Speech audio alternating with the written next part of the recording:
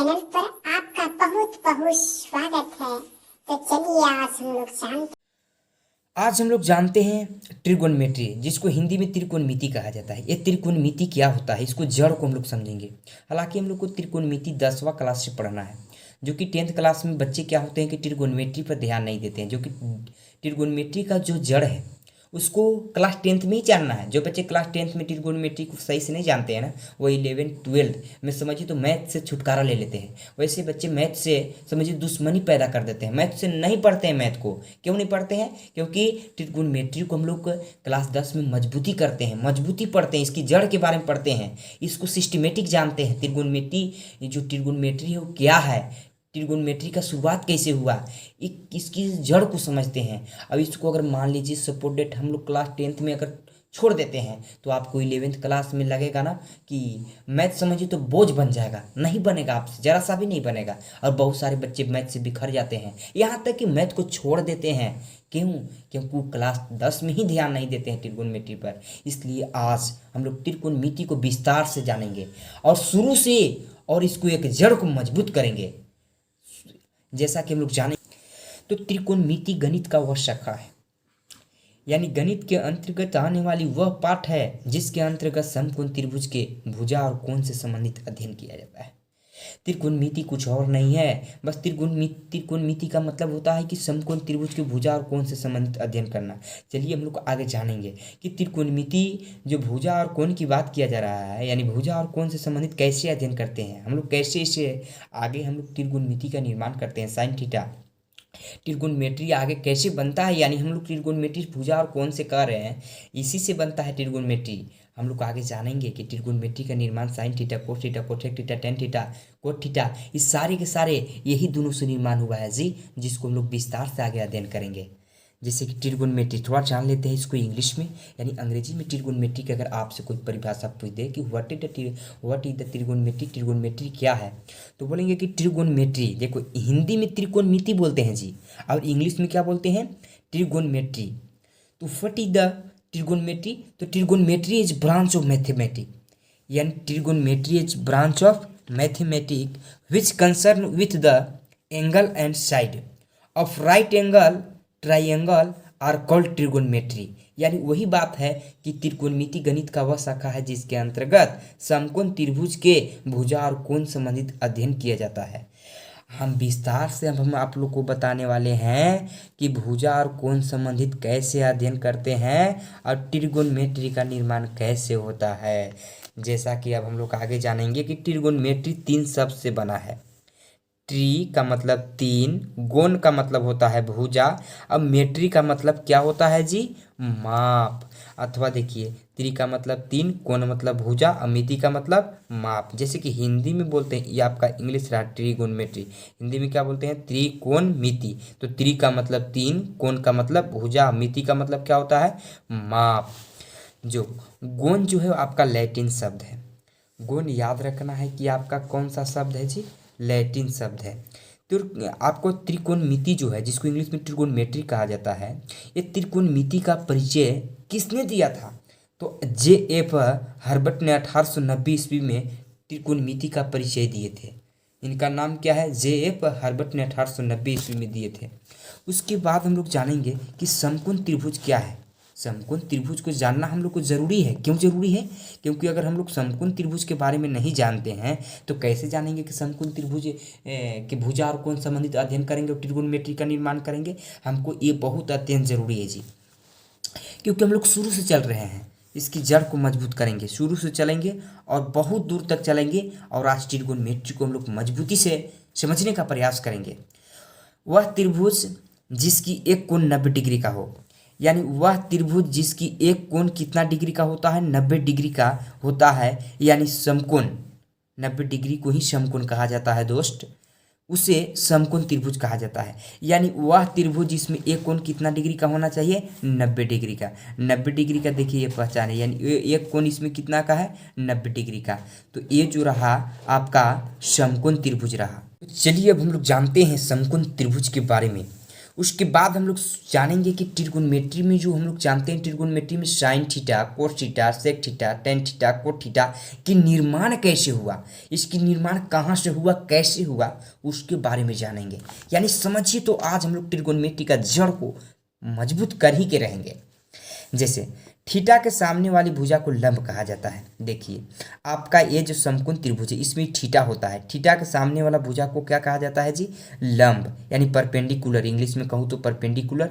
अब ये जो भुजा है इसको हिंदी में क्या बोलते हैं, लंब बोलते हैं। उसके बाद है कि समकोण त्रिभुज के सम्मुख वाली भुजा कर्ण होती है। यानी सम्मुख वाली भुजा का मतलब हुआ कि ये जो समकोण त्रिभुज है, यानी समकोण कर्ण है, समकोण का मतलब होता है कि 90 डिग्री। 90 डिग्री का मतलब ये आपका जो कोण बनाया हुआ वो 90 डिग्री का है। इसके सामने वाला भुजा को क्या कहते हैं, कर्ण, जिसको हाइपोटेनस इंग्लिश में बोला जाता है जी। ये आपका रहा कर्ण, यानी ये आपका लंब रहा, ये कर्ण है। और आपको इसको बोलते हैं आधार, जिस पर दोनों खड़ा है। यानी निचला भुजा जो आपका है उसको क्या कहना है जी, आधार करना है, जिसको हम लोग इंग्लिश में बेस बोलते हैं। समकोण त्रिभुज में कर्ण सबसे बड़ी भुजा होता है। और हम लोग को जानना है कि हाइपोटेनस यानी कर्ण जो है वो सबसे बड़ी भुजा होती है। समकोण त्रिभुज में P और B का मान भिन्न भिन्न हो सकता है, मतलब कभी ये भी बड़ा हो सकता है, कभी ये भी बड़ा हो सकता है। हम नहीं कह सकते हैं कि जो आधार है वही बड़ा होता है, हम ये भी नहीं कह सकते हैं कि लंब है वही बड़ा होता है। कभी ये भी बड़ा हो सकता है, कभी ये भी बड़ा हो सकता है, लेकिन सबसे बड़ा बात करूँ तो कर्ण होता है। विस्तार से हम लोग जानते चलेंगे। उसके बाद है कि थीटा एक न्यून कोण होता है। और ये इतना याद रखना है आप लोग को, जो ये थीटा का मान होगा हमेशा क्या होगा, थीटा का मान न्यून कोण कहने का मतलब कि हमेशा 90 डिग्री से कम होगा जी। ये थीटा का मान हमेशा कितना होता है, 90 डिग्री से कम होता है। न्यून कोण यानी थीटा का मान एक न्यून कोण होता है। अब समझना है कि पी का मतलब होता है परपेंडिकुलर, यानी हिंदी में कहूँ तो लंब। अब बी का मतलब होता है बेस यानी आधार। अब एच का मतलब होता है हाइपोटेनस, का मतलब होता है कर्ण। उसके बाद हम लोग कुछ जैसे कि कर्ण, आधार और लंब का फार्मूला जानेंगे। जैसे कि कह रहा है कि some important formula of right angle, यानी राइट एंगल का मतलब होता है समकोण त्रिभुज।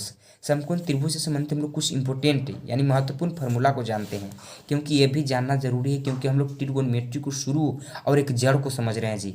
ट्रिग्नोमेट्री हम लोग शुरू और एक जड़ को जानना जरूरी है, क्योंकि अगर आप इसे नहीं जानते हैं ना तो आप बड़ा भी नहीं जान पाइएगा जी।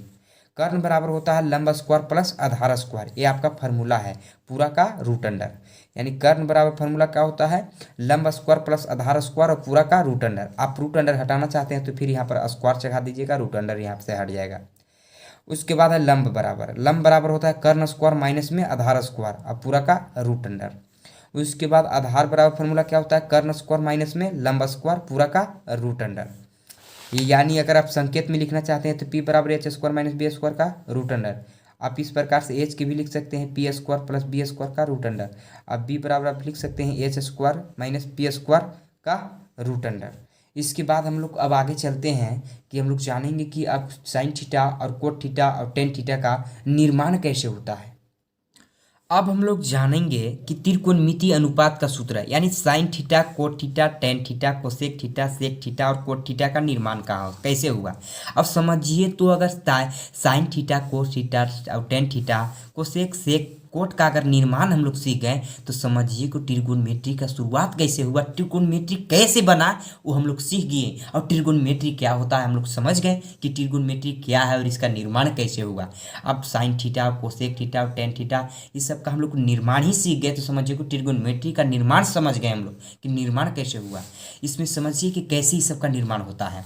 तो समझिए पी का मतलब हमने आपको क्या बताया था, परपेंडिकुलर का मतलब क्या होता है, लंब। अगर लंब यानी हमने आपको समकोण त्रिभुज के बारे में जब बता रहे थे तो उस स्थिति में आपको हम बताए थे कि P क्या है और H क्या है। तो यहाँ पर कह रहा है कि P/H, यानी अगर P से अगर H में भागा देते हैं तो साइन थीटा का निर्माण होता है। यानी हमें समझ में आ गई कि अगर हम लंब से कर्ण में भागा देते हैं, यानी P से H में अगर भागा देते हैं तो इसी को हम लोग कहते हैं साइन थीटा। साइन थीटा का निर्माण कब होता है जी, साइन थीटा किसको कहते हैं, तो जब P से H में भाग देंगे तो कौची का निर्माण होता है आपका, साइन थीटा का निर्माण होता है। समझना है। साइन थीटा का निर्माण कब होगा? जब लंब से कर्ण में भाग दिया जाता है तो साइन थीटा का निर्माण होता है। अब देखिए कोस थीटा का निर्माण कोस कर रहा है कि बी से एच में, अगर हम कोस थीटा का अगर कोस थीटा यानी कोस थीटा में आपको क्या से कह रहा है कि बी बाई एच, यानी बी का मतलब बेस। अगर हम बी बाई एच कहने का मतलब हुआ कि आधार में अगर हम कर्ण से भागा देते हैं तो कोस थीटा का निर्माण होता है। और उसके बाद टेन थीटा का निर्माण कैसे होता है जी? तो कह रहा है कि देखिए टेन थीटा का निर्माण, अगर टेन थीटा का निर्माण कर रहा है कि अगर आप परपेंडिकुलर में बेस से भाग देते हैं, यानी लंब में अगर आप आधार से भाग देते हैं तो टेन थीटा का निर्माण होता है। आप समझिए लंब कौन है और आधार कौन है। यानी आप अगर पी में बी से भाग देते हैं तो आपको टेन थीटा का निर्माण होता है। क्या का निर्माण होता है? टेन थीटा का निर्माण होता है, जो कि आपको यहाँ पर दिखाया गया है कि पी से बी में भाग देंगे तो कौन चीज़ का निर्माण होगा? टेन थीटा का निर्माण होगा। कोसेक थीटा का निर्माण कब होगा? जब एच से पी में भाग देंगे, यानी हम एक कर्ण से किस में भाग देंगे जी? कर्ण से अगर हम लंब में भाग देंगे तो क्या का निर्माण हो गया? यानी एच बाई पी करेंगे, यानी कर्ण में भागा देंगे लंब में तो आपको निर्माण होगा कोसेक थीटा का। कौन थीटा का निर्माण होगा? कोसेक थीटा का निर्माण होगा, जो कि आपको यहाँ पर दिखाया गया है। कोसेक थीटा का निर्माण कब होगा? जब कर्ण में हम लंब से भाग देंगे। उसके बाद सेक थीटा का निर्माण कब होगा? तो सेक थीटा का निर्माण होगा जब एच से हम बी में यानी एच में हम बी से भाग देंगे। एच का मतलब कर्ण, बी का मतलब आधार। जब हम कर्ण में आधार से भाग देंगे तो कोची का निर्माण होगा? सेक थीटा का निर्माण होगा। उसके बाद कोट थीटा का निर्माण कब होता है? जब हम बी का मतलब आधार में लंब से भाग देते हैं तो कोट थीटा का निर्माण होता है। तो यहाँ पर आपको याद रखना है कि उल्टा होता है जी, कुछ नहीं है। साइन थीटा का उल्टा है आपका कोसेक थीटा। देखिए साइन थीटा में हमने क्या किया था? पी से एच में भाग दिया था, तो कोसेक थीटा में एच से पी में भाग दे दिए, यानी इसमें पी में एच से दिए, एकरा में एच से पी में दिए, यानी सब उल्टा है। देखिए कोस थीटा, यहाँ पर देखिए तो कोस थीटा और आपको सेक थीटा उल्टा है। इसमें बी से एच में दिए, इसमें देखिए तो एच में बी से दिए। टेन थीटा और आपका कोट थीटा उल्टा है, यानी टेन थीटा का उल्टा क्या होता है? कोट थीटा होता है। इसमें बी से देखिए, यानी पी से बी में दिए, इसमें बी से पी में दिए। आपको ये भी समझते चलना है। उसके बाद हम लोग आगे देखते हैं। अब आपका ये रहा 6 त्रिकोणमितीय अनुपात। साइन थीटा की हिंदी में बोलते हैं जया, कोस थीटा की हिंदी में बोलते हैं कोजया, और टेन थीटा को हिंदी में क्या बोलते हैं? स्पर्शजया। कोसेक थीटा को हिंदी में क्या बोलते हैं? यानी जया बोलते हैं। इसका 1/जया हो जाएगा। क्यों? क्योंकि साइन थीटा का उल्टा में मुँह क्या बोलते हैं? Cosec theta. और कोस थीटा का उल्टा क्या होता है? Sec theta. तो 1/कोजया हो जाएगा। और टेन थीटा का उल्टा क्या होता है? Cot theta. तो 1/ में क्या हो जाएगा? स्पर्शजया। अब देखिए the inverse value of trigonometry. अब ट्रिगोनोमेट्री का हम लोग को यानी विपरीत जानेंगे कि ट्रिगोनोमेट्री का विपरीत, जैसा कि अभी आपको हम बताएं, यानी the inverse value of trigonometry ratio, त्रिकोणमितीय अनुपात का विपरीत। यानी त्रिकोणमिति जो आपको ट्रिगोनोमेट्री है उसका हम लोग विपरीत जानेंगे कि साइन थीटा के, जैसे कि हम लोग आपको अभी तुरंत यानी आपको अगला जो भी बताए टॉपिक उसमें आपको हम बताएं कि साइन थीटा का जो उल्टा होता है वो क्या होता है? कोसेक थीटा होता है। और कोस थीटा का उल्टा क्या होता है? Sec theta. और टेन थीटा का उल्टा क्या होता है? Cot theta. यानी इस चीज़ को आपको जानना बेहद ज़रूरी है। यानी साइन थीटा बराबर 1/ हम कोसेक थीटा बोल सकते हैं, और कोसेक थीटा बराबर 1/ साइन थीटा हम कह सकते हैं। उसके बाद कोस थीटा बराबर क्या कह सकते हैं? 1/ सेक थीटा। और सेक थीटा बराबर क्या होता है? 1/ कोस थीटा। यानी उल्टा है जी। टेन थीटा बराबर 1/ कोट थीटा, और कोट थीटा बराबर क्या होता है जी? 1/टेन थीटा। यानी आपको ध्यान देना है कि उल्टा है। ये क्या है? उल्टा है। यानी साइन थीटा के अगर आपको विपरीत क्या होता है, यानी इनवर्स क्या कहूँ तो 1/ यानी विपरीत जो है आपका साइन थीटा का उल्टा कहूँ तो कोसेक थीटा होता है। तो एक साइन थीटा बराबर 1/ सेक थीटा, सेक थीटा बराबर यानी कोसेक थीटा 1/ क्या है? Cosec theta. तो कोसेक थीटा बराबर यानी कोसेक थीटा बराबर बोल सकते हैं 1/ साइन थीटा, यानी उल्टा है सर। अब हम लोग आगे देखते हैं जी। इस वीडियो को देखने के लिए और समझने के लिए कचन प्रो ऑफिशियल आपका स्वागत करता है।